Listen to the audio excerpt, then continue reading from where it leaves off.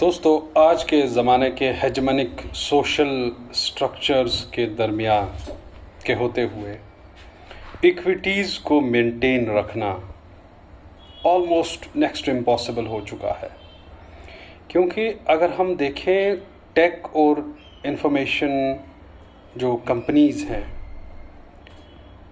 वो एक ऐसे सोशल स्ट्रक्चर्स के रूप में हमारे सामने खड़ी हो चुकी है, अपने मोस्ट जिसे कहेंगे नेकेड फॉर्म में,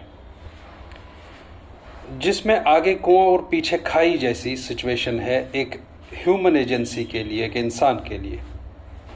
वो प्रिवेसी भी रखना चाहता है और प्रिवेसी पॉसिबल नहीं है। उसे डेटा भी चाहिए, वो खुद अपने आप में डिजिटल जाइंट्स का डेटा बन रहा है। ऐसे में इंसान अपने प्रोड्यूस किए हुए डेटा को या उससे जो रिलेटेड डेटा जनरेट होता है, जिसे हम बिहेवियरल डेटा कहते हैं, वो डेटा इस सूरत हाल में जहाँ पे एक पूरी आईटी और कम्युनिकेशन पूरे हेजमनिक सोशल स्ट्रक्चर्स में कन्वर्ट हो चुके हैं, ये ऑलमोस्ट इम्पॉसिबल दिखाई देता है। दूसरी बात ये है कि क्या प्रिवेसी पॉसिबल है? कितनी प्रिवेसी इंसान को चाहिए मेंटेन रखने के लिए, अपनी सेफ्टी भी और इंटरनेट पे रहने की भी। देखिए, एक मिडल पार्ट ढूंढना होगा। अगर हम ये कहें कि मुझे एब्सोल्यूट प्रिवेसी चाहिए, मेरे बारे में कुछ भी इंफॉर्मेशन किसी भी कंपनी को ना मिले, तो ये इम्पॉसिबल है। क्योंकि आप जानते हैं, आपको लेकर जो डेटा जनरेट होता है, वो किस तरह कमर्शलाइज हो चुका है और वो किस तरह मार्केट में बेचा जाता है through these IT and communication companies, और जिसके ऊपर आज पूरा एक मार्केट निर्भर है।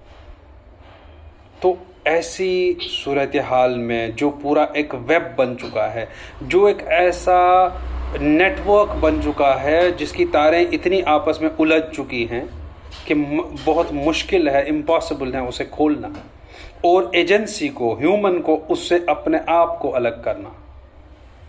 देयरफॉर जहाँ प्रिवेसी की बात आए, वहाँ पे पहले ही रीजनेबल प्रिवेसी की बात आए। How much of privacy you need.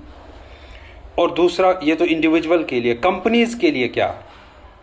Companies के लिए कि जो बिहेवियरल और यूज़र डेटा जनरेट होता है, वो उसका किस तरह से कमर्शलाइज कर रहे हैं, उनको किस तरह रोका जाए। आपका डेटा, क्या डेटा ब्रीचेज एक रियलिटी नहीं है आज के दौर में? रिसेंटली ऑस्ट्रेलिया में हुआ था 10 मिलियन यूज़र्स का। इवन कश्मीर यूनिवर्सिटी के सारे स्टूडेंट्स का पिछले कुछ दहाइयों का जो इन्फॉर्मेशन है वो किसी को बेचा गया था कुछ 100 रुपए में।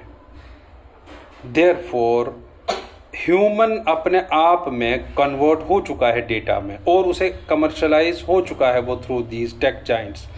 और दोस्तों, इसमें सिर्फ प्राइवेट एंटिटीज़ नहीं है जहाँ पे यूनिवर्सिटी लेवल का डेटा ब्रीच हो, वो अपने आप में एक पब्लिक इंस्टीट्यूशन है जहाँ से डेटा ब्रीच का खतरा है। तो safeguarding data modern digital era में कितना दुश्वार हो चुका है, ये एक इंडिविजुअल को सोचना होगा। अब AI इज टेकिंग ओवर, धीरे धीरे AI टेक ओवर हो चुका है।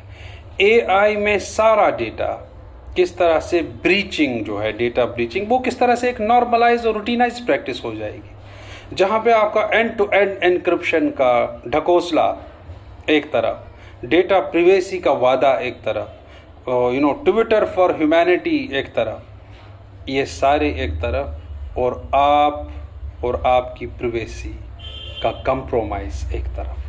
क्योंकि हम जिसे चाहते हैं कि ऐसी चीज़ हो, वो ऑलमोस्ट इम्पॉसिबल है उसे पाना, गेन करना। क्योंकि सारा मार्केट जब कस्टमर्स के बिहेवियरल डेटा पे जनरेट होने लगे, डिपेंड होने लगे, ऐसे में उन्हें चाहिए, और उनके पास सप्लायर्स भी हैं।